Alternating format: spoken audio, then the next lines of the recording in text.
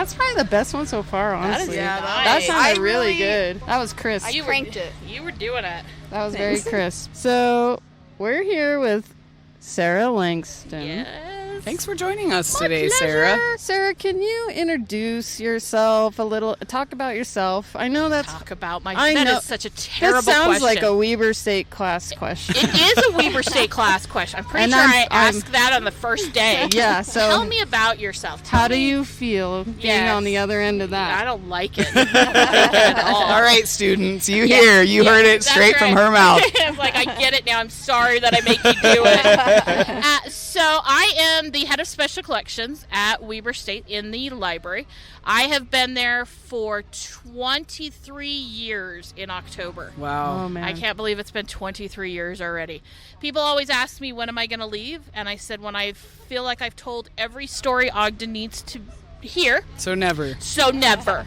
Yeehaw. So what we do at Special Collections is we document the history of Weber and Davis County. I also do the rare books, but that's not the fun and exciting part, you know. It's cool, it's cool as well. You know, books. Yeah. You know, I'm a record guy, so but I'm like, we're never going to be a big library like the Folger Shakespeare Library or something that people are going to want to come for. What they come for is the history of Weber and Davis County that they can't get anywhere else. And so, yeah, I love going out and collecting that and doing everything I can to make sure that history is preserved and not just lost in someone's basement or tossed out in the trash. So what does that mean? Like, what are the logistics of that? What do you do to preserve? Yeah. So we go and we gather the stuff from the people's houses. I have been in 100-year-old barns, climbing up a really tall ladder to the rafters to pull records down. I've been in storage units, basements, attics. No one ever stores anything on the main level of a house. Of course not. I wish they would. It would make my life a lot easier. So then we take that stuff back. We go through it. We do what we call processing, where we sort it and put like things together. So correspondence, photographs, scrapbooks, just like from the same family or the same organization. So I tell people, anyone or any entity who has ever lived or worked in the two counties, I'm interested. So I cast a very wide net. Oh, nice. Okay. And I don't put a time limit on how long you've lived here. So I love that. That's cool. What sort of things do you look for? Like, so for me, I love personal records.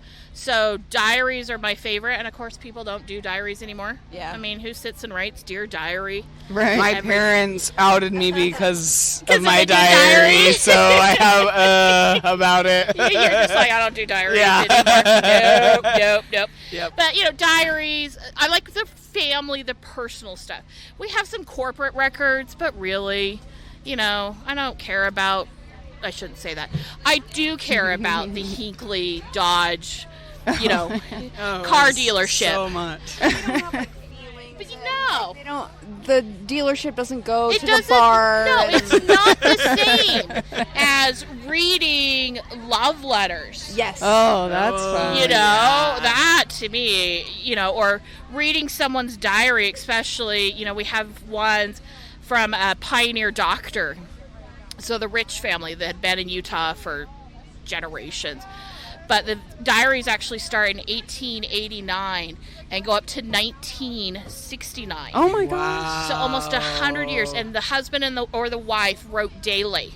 Wow. Oh, man. And so it's things, and because he was a doctor, so like I pulled him out for when the pandemic hit, because I was looking to see what he was doing during the flu epidemic in 1918. And so she wrote about, him traveling all over Weber County, trying to help the sick and take care of the community, and then when war broke out, they wrote about that. Plus, because they were the upper class of society, they got invited to everything. And so they talk about all the art gallery openings and the parties and everything. And so it's just such a treasure trove. Wow. That unfortunately in 100 years... we're not going to have from this day and age because people don't write it down. It's hard. I made a New Year's resolution to keep a diary, but I do it on my phone. Right. So, yeah, I get electronic diaries now, where people are like, oh, here's the link to my blog. Okay. And I'm like, that's great, and I take that, but then I'm always like, I don't know in 10 years if I'm going to be able to reopen that file. Yeah. Whereas I know when I can always changes. Yeah. I'm like, I always know I could pull out a 100-year-old letter and read it.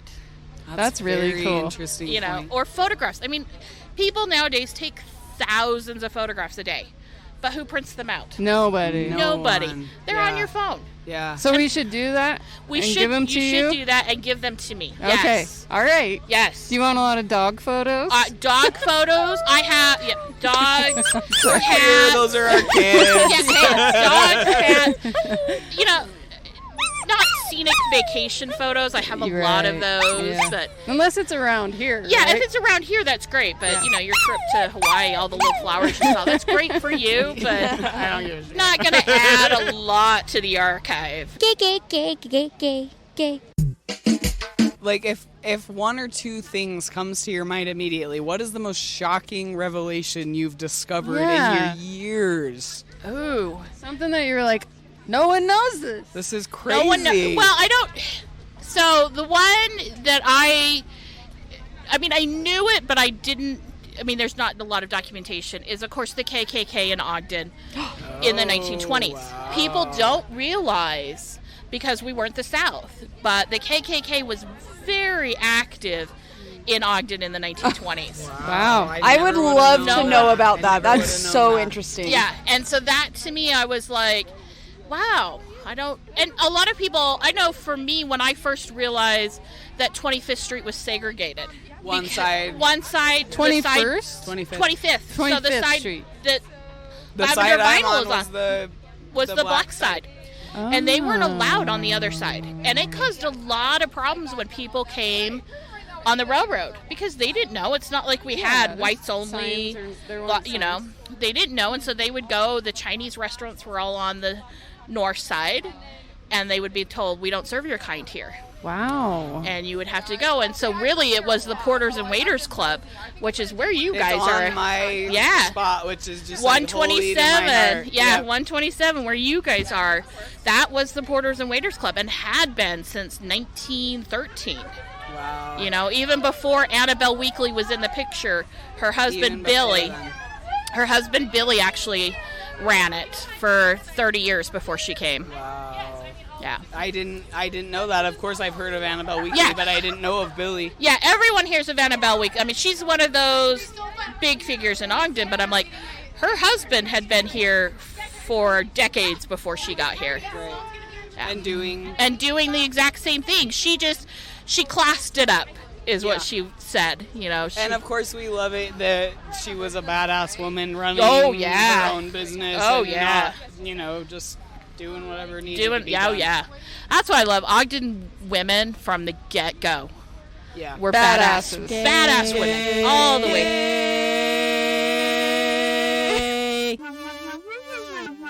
Speaking of this 25th Street division, yes. Did we have any queer establishments back in those days, or when did that start? Do you know? And can we tie in queering the archives to this? Yeah, I'm trying to find.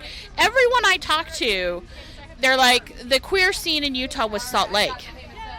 That there really wasn't very much in Ogden. That they had to go to Salt Lake for that. I wish. That's how it was when I was coming out. Yeah. I had to drive down to Salt Lake. Yeah, you had to drive down to Salt Lake for it. Mm-hmm. So I wish. I keep trying. I've got to get those sage queers. I got to get those older. You got to get those sage. Sage. Gay is the best. All right. Everybody needs to be gay and supportive. The gay community wasn't out, you know. One of my very dear friends, and he won't mind me telling this story, at least I hope not. Sorry, Val. So Val Holly, very dear friend, very dear Thanks, friend Val. of mine, Val's in his 60s. He's never officially come out to his parents, even though he's married. He's brought his husband home. Wow. He's like, I've never officially had that conversation with my parents. Right. Because he said, growing up in Weber County, you didn't talk about it. Mm-hmm. Yeah. You know, and I'm just like, how sad is that? Yeah. Because for me, as a mom of two gay children, Okay, so you have two gay both children. of my 2 children are both gay. Okay. So my oldest son is gay and has an amazing non-binary partner. I love that. Who I absolutely Today adore. is International Non-Binary It Day. is. And I have now said Ted, who is my son's partner, is now my favorite child. They are my favorite. I like to tease my 2 children. And then my youngest son is transgender. He came out 2 years ago. I love this. And so we call ourselves the big gay family. Because when I go out with my sister, they assume that we're partners. I love it. And so they're just like, oh yeah, you've just got a flock of gays, which is what I call my interns with the Queering the Archives project. They are my flock of gays. Yes. That I send out. So can you talk a little bit more about what you're trying to do with Queering the Archives and how people can help you? Yeah. So Queering the Archives, I blame my assistant Lori Rands for this project. No, I don't blame her. I said this was her idea. Her son also came out as trans about a year ago. And was getting her master's degree and wanted to do something with the queer community. And so she's my oral historian, and she said, can I do oral histories? And fold those into my thesis. I was like, of course. It is something I've wanted to do for a long time. I just haven't had the time and money. You have a lot of things on my plate Sure. to do.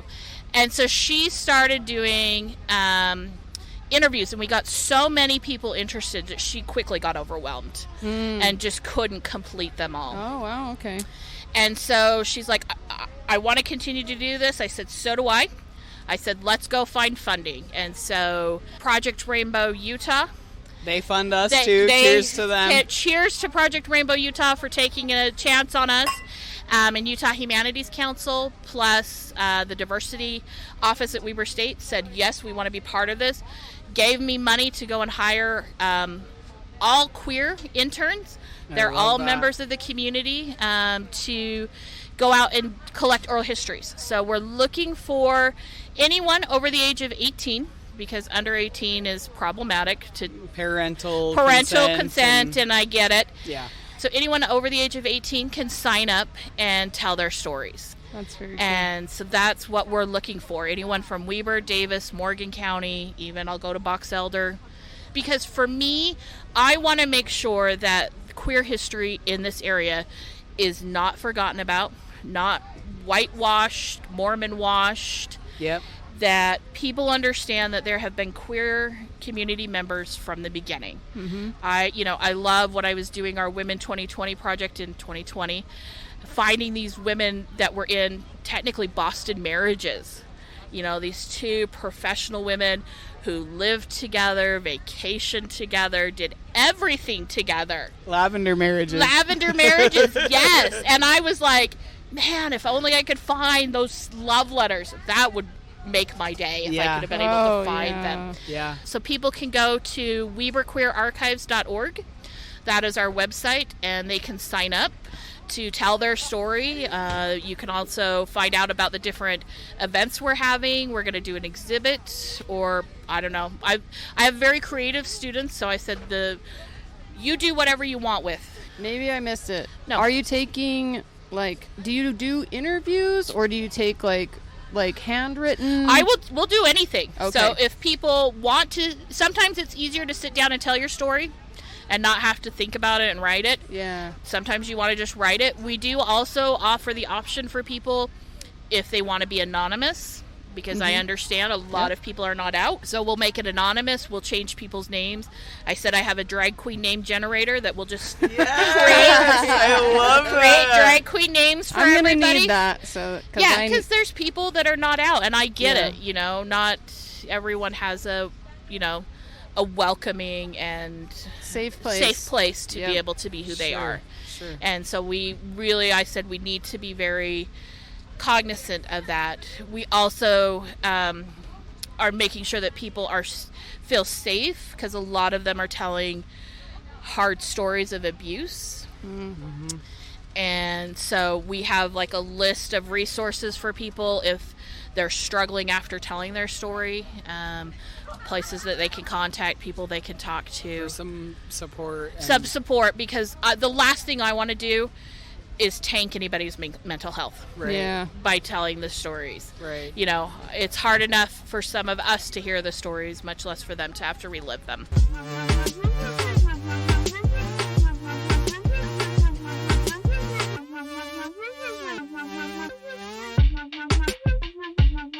You have a podcast. I do have a podcast. Can we talk about that for a minute? Yeah, so my podcast is called Tales from Weber.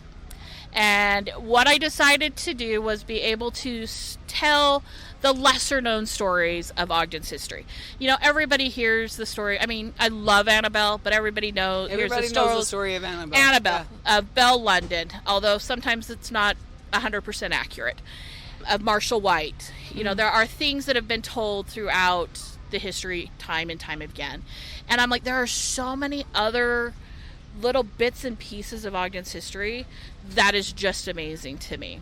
And so that's what you do exclusively. And so that's what, the little, you know, every stories. once in a while I'll do. So I just did one on Rose Davy, the madam, on 25th Street. It's where her brothel was, where alleged is. Okay. That's cool. But I did it because somebody had posted on Facebook some misinformation about Rose. And I tried hang on. I try to correct that information. I want to do a podcast about Ogden's myths and legends because the number one question I always get asked are there tunnels on 25th Street? Yeah. Didn't we watch a little documentary a few years ago about Ogden? Don't you remember that? Was it? Don't we have a DVD? So Was it Ogden might have been Junction a- City.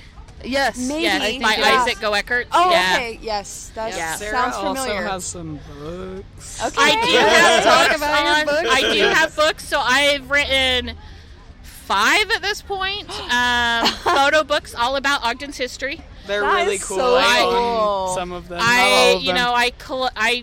Using the photos because we just get so many cool photographs in. And I'm like, I love taking those and being able to tell the story behind the photograph or behind the building or the people in the image.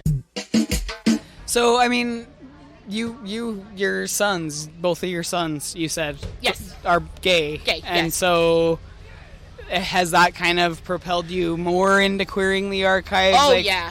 I mean, I am a huge ally. I have been since my baby brother is also gay. I grew up, even though I grew up LDS, my mom was always very open and accepting. You know, I grew up in the time which was more common of when you came out, your parents would kick you out. Mm-hmm. And so my mom would always be like, you can come live with me. She was the mama bear. She was the mama bear. Take it. And so for me, it was a non-issue. Yeah. And so when my kids both came out, I was like, okay, great. What can I do? How can I help? How can I try and help you navigate this world? Because I know, unfortunately, it is not built for the queer community. Right. Yeah. And especially, my poor son being 17 and transgender, we've had to change schools 3 times in his high school career. He's lucky to have a supportive parent. Yeah. My son, he's amazing. He is actually doing his senior project. So he goes to New Ames High School. His senior project is called I Matter, where he is collecting pieces of art, photographs from the LGBTQ youth in northern Utah. So anyone from 13 to 21 can participate and then write a little bit about why they matter. That's so cool. And we started this with last year's legislative session where they were, they banned transgender girls from sports. They were trying to cut gender affirming care for children, which I was of course up in arms as a mother of a child, and seeing the difference being on testosterone has been for my son. He used to be very shy and always looking down and uncomfortable in who he was. Kind of in a little shell. And now people have known him for years. They're like, he's come into who he is. And I relate to that so heavily. So I so get that. And so I'm like, why would you try to take that away from him and away from me to give him that, to help him do that? To affirm what he needs. Thank you. Let's talk about the word gay. This is kind of an oddball throw out request. But we are kind of opening the hatch on a potential research series on the brass rail. Okay. And any other associated Ogden queer clubs. Okay. Yeah. So we will probably reach out to you again in the future, but if you have any little tidbits about that, a teaser of sorts, what you know about the brass rail, I know the journal. about the brass rail. I wish I knew more about it. You know, it's one of those. I might have to go. So when we started querying the archives, we've been able to collect a few. So we've got diaries from an older gentleman, his diaries. Val, again, he donated all his love letters to his former partners. I love that. Because he said... That's very personal, It is. And I said, are you sure? And he said, if I was able to, as a young gay kid, be able to go and read these, he goes, I think it would have made my life better. And so that's why he did it. And I was like, okay, I'm just, as if I didn't love him enough as it is. Yeah. But to be able to have that. So I'll have to dig into the brass rail. It's one of those that I knew about. Okay. I remember, people talking about the brass rail and stuff. There was another... The journal. The journal in Ogden? Yes, where Vic's Key Club is on Wall and 17th is what we've heard. There was a queer club called The Journal there. Okay. So these are kind of what we're digging into. So if you find anything of interest. Okay, we'll have to look. So, there's things like, there's Polk directories, which are all the listings of all the businesses in Ogden. Okay. We have clear back to 1900. That's cool. Up to still recent. They still make them. So we'll have to dig through there. That's really cool. And newspaper archive Newspaper project. archives. What's it called? You sent it to me. I was going to look it up. I don't know. Right now, but I can't It's remember not the Heritage. But it's like a .org, newspaperarchive.org, and it's all the Utah newspapers. Yeah, so there's you did that. They don't have very many of Ogden. They don't. There's Salt Lake. There's a lot of Weber State. There's a Weber, because we digitized all of Weber State. Okay. And they Of course you did. Of course that was your... So I would love searching to... gay and all of I would love to digitize all the standard. That's one of the things I'm like, we need to get those. They have, so through newspapers.com or newspaper archive, you can get through 77. I can actually go further than that in them, but they're not searchable after 77. Okay. So you have to literally page by page. Everything. Sarah, you need a drink. Oh, I need more of a drink. Yeah, can we do a cheers? Yes. Cheers. Cheers, queers. Cheers, And allies. Yeah. So this website that you were talking about is digitalnewspapers.org. Yeah, so that's the one that you did, the University of Utah.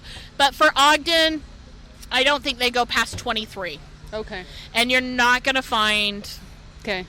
You're going to find a lot of really ugly stuff. Yeah. But if you type in queer or gay, but the Weaver believe me, it's going to be like derogatory. Derogatory. Icky. Yeah, a derogatory. I was just doing some searching when Kai had asked me, and I was like, I wonder, and it was a lot of conversion. Conversion therapy, evergreen therapy. Yeah, a lot of that was in there. Yeah. I do a want lot to of say bad news, but it is part of the history. we need to read that. We do. We need to read that. People need to understand how far and where it's come from. But yeah, you do. It made me sad. Yes. That as it should. I mean, it's horrible. It's that I'm sitting here. I'm like in the 70s when I was born, and I'm like, this is what the dear Abbeys of the day were saying. This is that if someone wrote in and was like, my son is gay, what do I do? And this is what that's they were. what we're doing this season. Yeah. Okay. Yeah. Dear queer. You see this, dear queer? I love this, dear queer. My son is gay. I love him anyway. Yeah. Exactly. Right. Gay. Yeah. Nice. Anybody else? And you can say it together if you want. What do we say? Gay. Gay. Gay? Yep. G-A-Y. Right into the microphone. Yep. Lean up a little bit, buddy. Gay. Good job. Gay. Mine will be soon. You will be. Okay, David. Oh, I'm Ready? famous. Gay. Yes. Nice. So, when I was searching the digital newspaper archive, there was a 1999 Rainbow Ball. At Weber. Yeah. Yes. And they mentioned, I can't remember the names of the people that were quoted, but they were like, we're going to the brass rail afterwards. Well, there you go. And so that's what I was like, we need to know what goes on at the brass rail. Yeah. It sounds very interesting. I hope we can find... I'm going to have my interns, I'll put it out to them, anyone over a certain age. I'll be like, ask them a question about where they would go. Yeah. You know. Yeah. And get that. Yeah. Where would you go hang out and try and get that information? And it can be anonymous. Like like they don't want to share, but we are like really trying. That's kind of one of our. We want to do a mini a little segment on the brass rail, and I think, anything and that's you dig the up. way. I think that's the way we're going to get that information is hearing people's stories, because it's just not out there. Right. You know. Right. Nobody else has documented it, and that's sad in my view that here I have to come in at 2022 and be like, we should have been doing this for a long time. Yeah, when the Rainbow Ball was why weren't we? Yeah. Thanks for coming to talk to us. My pleasure, you guys. It's really hot. Do you have anything else you want to add or anything else you want to talk about? No, just I would love to talk to you again when it's not 97 degrees. I feel like we could talk to you for like 3 hours. We could I can sit and talk about Ogden's history or all kinds of things. That. Oh, you know that I just talk. I'm on the history nerd vibe. Yeah. Can you tell us where to find your podcast and any social medias that you have? So my podcast, Spotify has it. Podbean is where we host it from. That's what we use. Tales from Weber, and there's 15 episodes up right now. Thank you to my wonderful communications interns who do all the engineering for me, and I don't have to. I just shout out to the interns. That's right. Yes, shout out we to need my some interns, yeah, dude. Yeah, they are great. Yeah, we can borrow one or two. I have two that I don't want to let go. All right. I'm not going to steal them from you. Well, they're graduating, and that's what happens when you have college kids. They graduate. Yeah. We're on Facebook, Special Collections, Facebook, Instagram. Also Queering the Archives. We were Queering the Archives. Okay. Well, I would like to say to you, Sarah, from me, like, you have always been somebody that I looked up to, and I feel like even when I was a little baby queer and I hadn't even found my own identity, there was something with you that I knew I was safe. And that was from, like, the time I was doing my oral histories project a long time ago when I first met you. So cheers to you and thank you. So I have to, one final note. So my son he was searching, and apparently I am one of 3 people at Weber State marked as queer friendly. Oh. And he was so excited. He was like, look, Mom, you're marked as queer friendly. And I said, yay, I should be. You are. You always are. Do you know the other 2? I do not. He didn't tell me who the other 2 we were. Should shout them out. I wish I did. I can probably guess who it is. Okay, well, but I don't know. We'll wait till I'm not sure. But I have some guesses too. You can tell me later. But he was just so excited that I was marked as queer friendly. That's awesome. And I said, I try. You always have been. Trying. So. I try. Yes. Cheers to you, Sarah. Cheers. so Thank much. you, guys. Thank you. Thanks for being here. Yes, my pleasure. Oh, my gosh. That was so great. That was good. Thank you. No, my pleasure, guys. You know. Thank you so much. Oh, I know. I could feel it. Yeah.